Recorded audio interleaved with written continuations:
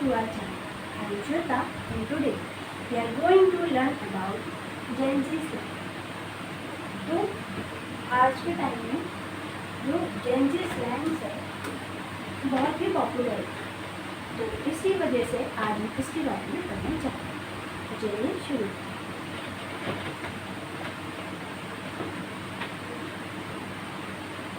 But उससे पहले हम ये जान लेते हैं कि इनको पढ़ना इम्पोर्टेंट क्यों है। स्टार्टिंग में मैंने आपको बताया कि आज की डेट में बहुत पॉपुलर है, हर कोई इसे यूज़ करता है, हर कोई इसे सीखना चाहता है, जिससे कि जो एज डिफरेंस है या एज के बीच जो गैप है उसको वो कवर कर सकते। तो और भी कुछ वजह है, जैसे Gen Z slang is a trendy word, it's a living language that reflects values like authenticity, inclusivity, and intercultural communication. Understanding these terms and rich generation. जैसे मैंने बताया आपको कि इसकी हेल्प से जो जनरेशन गैप है हम इसको कम कर सकते हैं। Social media platform like TikTok and Twitter have accelerated how language evolves. These phrases emerge from online communities and quickly become part of everyday vocabulary for some.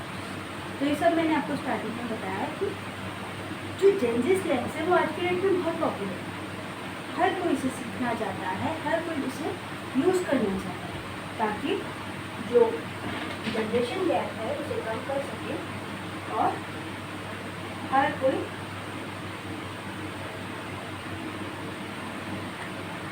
Coordination कर पाए। जब वो कम्युनिकेशन करता है तो अगर कोई आपका फ्रेंड है जिसे Gen Z वर्ड्स आते हैं, स्लैंग्स आते हैं, वो आपके साथ बात करते हुए उन चीज़ों का यूज़ करें, बट आपको तो पता ही नहीं है उसके बारे में, तो आपको प्रॉब्लम आएगी।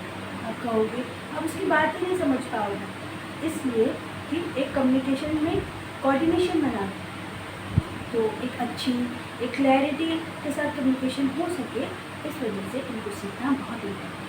तो चलिए शुरू। तो पहला वर्ड है लोकी। लोकी का मीनिंग होता है सीक्रेट। जैसे I am Loki excited about the weekend plans, तो मैं सीक्रेटली बहुत एक्साइटेड हूँ वीकेंड प्लान्स के, मतलब मैं वो जाहिर नहीं कर रहा, बट कहीं ना कहीं मैं एक्साइटेड हूँ उन प्लान्स के लिए।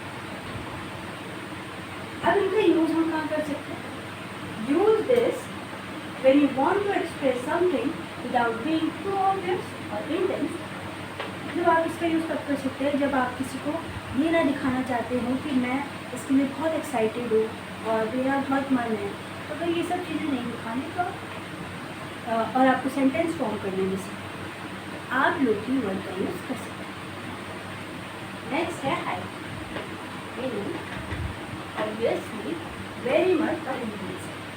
I am highly obsessed with this new show.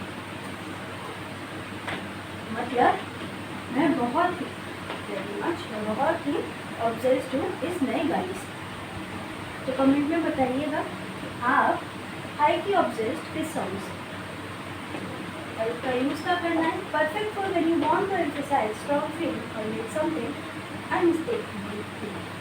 तो जब भी आपको बताना हो कि मतलब मैं इस चीज़ के लिए बहुत ही एक्साइटेड हूँ, या फिर आपको ये बताना है कि मतलब बेसिकली बहुत ही ज़्यादा किसी चीज़ को लेकर आप बहुत ही स्ट्रॉन्ग फील कर रहे हो।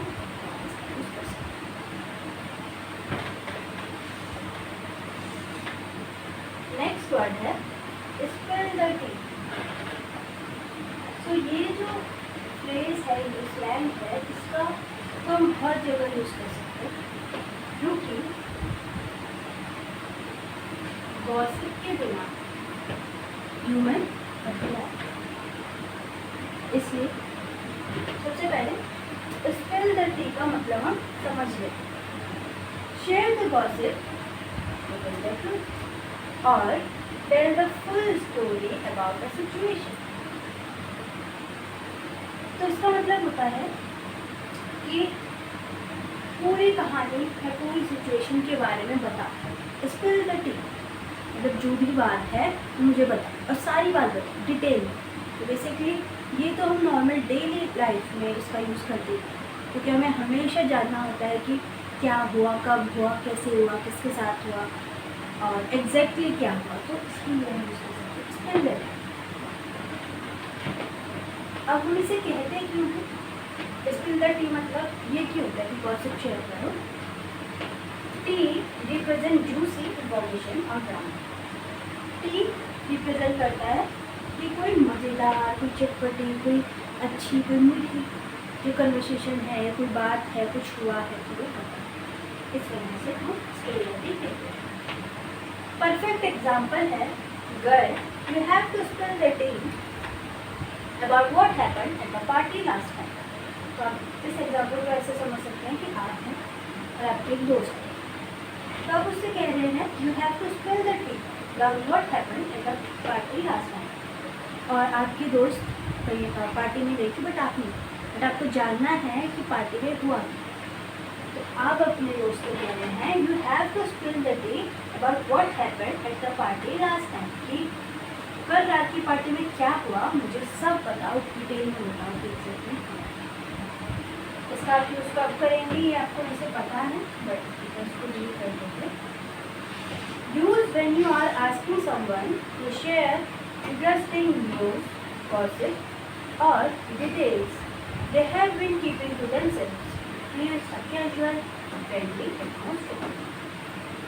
तो जैसा मैंने आपको बताया कि जब आपको कोई बात ना पता बट सामने वाले को वो बात पता है, तो आप इस फ्रेंड का यूज़ कर सकते हैं कि please spill the tea about, इसके बारे में भी आप जानना चाहते हैं।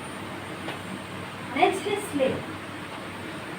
इसका मतलब होता है to do something exceptionally well, to look amazing और टू एब्सोल्युटली डोमिनेट एट। तो आपने एक चीज़ नोटिस करी होगी, यहाँ पर वो स्लैंग्स हैं जो कि आप डेली लाइफ में यूज़ कर सकते हैं। अब आप इसका मतलब है, स्ले का मतलब है टू लुक अमेजिंग या फिर कुछ एक्सेप्शनली वेल, मतलब कुछ ऐसा होना जो कि बहुत अच्छा हुआ है। तो डेली लाइफ में ऐसे कई सारे मौके आते हैं जहाँ पे आपको किसी को प्रेज़ करना होता है, किसी की तारीफ़ करनी होती है कि आपने बहुत अच्छा किया या आप बहुत अच्छे दिख रहे हैं, तो आप उनको कह सकते हो you absolutely slayed that, you absolutely slayed, या तो आप इतना कह लो। और ये जो एग्जाम्पल है वो किसी और चीज़ का है। ये एग्जाम्पल आपको बता रहा है you absolutely slayed that presentation थी, मतलब आपने जो आज प्रेजेंटेशन दी वो बहुत ही अच्छी थी, तो बहुत अच्छा लग रहा है, आप उसके लिए यूज़ कर सकते हैं। Why it's powerful, this term has roots in Bollywood culture and celebrates confidence, excellence and self-expression. It's become a universal way to hype up friends and celebrate achievement. तो इसकी हेल्प से आप अपनी फीलिंग एक्सप्रेस कर सकते हैं कि आपको कितना अच्छा लगा है या फिर किसी ने कितना अच्छा किया है, तो आप उसको कह सकते हैं इसलिए आपने बहुत अच्छा। नो कैप का मतलब होता है कैप और नो कैप के बीच या साथ साथ डिफरेंस की समझते हैं। नो कैप का मतलब होता है no line, for real, I am being completely honest. वैसे इसका एग्जाम्पल है that was the best concert I have ever been to. No cap.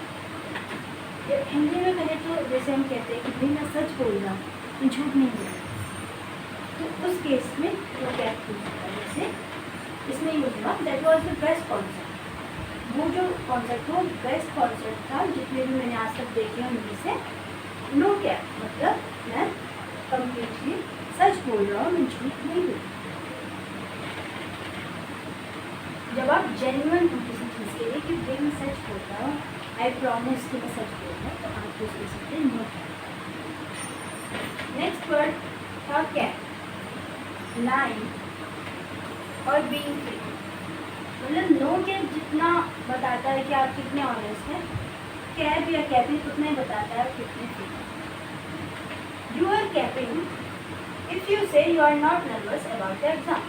इसका मतलब है कि अगर तुमने कहा कि तुम एग्ज़ाम को लेके नर्वस फील नहीं कर रहे हो, तो मतलब तुम डेफिनेटली जेन्युइनली झूठ बोल रहे हो। तो जितना इसका मतलब था कि तुम सच बोल रहे हो, आई प्रॉमिस मैं सच बोल रहा हूँ, उसी का अपोजिट वे है कि आई प्रॉमिस कि तुम झूठ बोल रहे हो। कैब कैबिन और नो कैब ये नेक्स्ट है फ्लेक्स। ये तो आप सभी को पता ही है, क्योंकि आज की डेट में मोस्टली लोग अपने आप को फ्लेक्स करना पसंद करते हैं। सबसे पहले इसकी बेसिक डेफिनेशन देखते हैं। टू शो ऑफ और boast about something you have, whether it's possession, achievement, skills और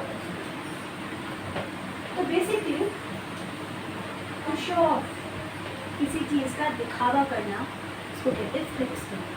जैसे किसी ने न्यू आईफोन लिया तो जानबूझ के कॉल पे बात करने की एक्टिंग कर रहा है, या फिर वो जानबूझ के आपको ऐसे दिखा रहा है, तो आप कहते हैं कि ये फ्लेक्स कर रहा है, मतलब वो दिखावा कर रहा है अपनी चीज़ का।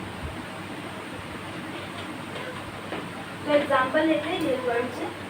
He is always flexing this new speakers on और अपने न्यू स्पीकर्स को हमेशा फ्लेक्स करता है। इसलिए मैंने कहा कि ये जो ये वर्ड ऐसा है जिसको आप रोज यूज कर सकते हैं किसी न किसी। While originally about material possession, flex now applies to any accomplishment worth celebrating from a disinterested student. वही था इसका मतलब more essential Gen Z terms you need to know. अभी थोड़े से और कुछ Gen Z words हैं।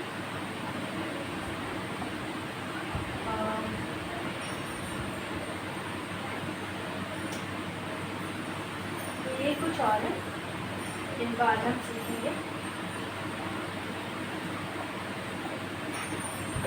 Bussin means really good, especially food. जैसे this pizza is bussin.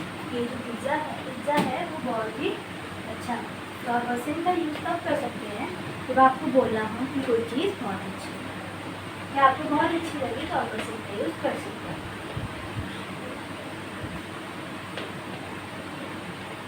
Next word है vibe checking. Assessing the mood और एनर्जी। इसका एग्जाम्पल है let's do a vibe check before we go. हम एक बार अपना देख लेते हैं बाहर निकलने से पहले। हम एक बार अपनी वाइब चेक कर लेते हैं, बेसिकली सब चीज़ चेक करना कि आप कैसे दिख रहे हैं, आपकी एनर्जी कैसी है, तो एक बार कहते हैं कि वाइब चेक। या फिर आप एक दूसरे की वाइब मैच हो जाए, ऐसे सेंस में भी इन सब चीज़ों का यूज़ कर सकते हैं। नेक्स्ट है I am dead. Something is hilarious, that mean has made. जब आपको बहुत कोई चीज़ बहुत ही फनी लगे कि आप हंस के आपके पेट में दर्द हो, तो आप इसका यूज़ कर सकते हैं। That mean has made me dead, मतलब आपने कोई ऐसी मीम पढ़ी है जिसको जब आपने पढ़ा तो आप हंस कर dead. Bad, okay sounds good, मतलब आप किसी चीज़ पर एग्री कर रहे हैं या फिर आपको कोई चीज़ अच्छी लग रही है कि हाँ जो आपने बोला है मैं उसको थोड़ा सहमत हूँ, बेसिकली एग्री कर रहे हैं। या फिर आप कॉन्फिडेंटली कह सकते हैं कि शॉर्ट टाइम, तो आप बेड का यूज़ कर सकते हैं। Bed, I will see you at the 7 कि आई एग्री कि मैं आपको 7 बजे मिलूँगा, या आई प्रॉमिस मैं आपको 7 बजे मिलूँगा। नेक्स्ट है घोस्टिंग और ये भी एक ऐसा वर्ड है जो कि बहुत ही पॉपुलर है। घोस्टिंग का मतलब है सडनली कटिंग ऑफ कम्युनिकेशन, मतलब अचानक किसी से बात करना बंद कर देना। जैसे आप डेली किसी से बात कर रहे हैं चैट पे और एक दिन अचानक से वो गायब हो जाता है, ना आपके मैसेज का रिप्लाई देता है, ना आपकी कॉल उठाता है, तो उसको कहते हैं घोस्टिंग। बेसिकली बिन बताए जो गायब हो जाता है उसको कहते हैं घोस्टिंग। जैसे कि totally ghosted me after 2 days, मतलब 2 days के बाद उसने मुझे कम्प्लीटली इग्नोर किया है। घोस्ट के अंदर हम 2 days तक तो मिले थे, बट उसके बाद कहाँ गायब हो गए हमको भी नहीं। नेक्स्ट है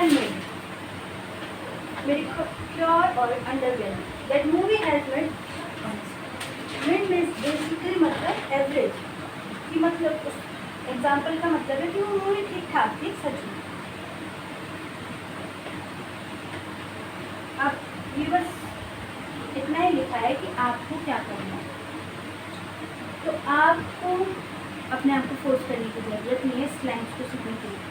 बेसिकली आप रोज अगर आप इसको सुन रहे हैं और आप खुद भी सिर्फ नॉर्मली ऐसे रीड कर रहे हैं तो आपको ये चीज़ें अपने आप आ जाएगी। आप बस जो भी सीखते हैं उसको डेली लाइफ में यूज़ कीजिए, आपको अपने आप चीज़ें याद नहीं लगेगी, आप अपने आप इतने मॉडर्न बन जाएंगे और इतना कोऑर्डिनेशन करेंगे कम्युनिकेशन टाइम, आपको चीज़ें क्लियरली समझ आएगी। तो बेसिकली आपको एक्स्ट्रा फोर्स की ज़रूरत नहीं, नॉर्मली आप उसको रीड कर सकते हैं तो आपको समझ आएगा। तो बस आज की वीडियो के लिए इतना ही हो। अगर आपको वीडियो पसंद आए तो don't forget to like share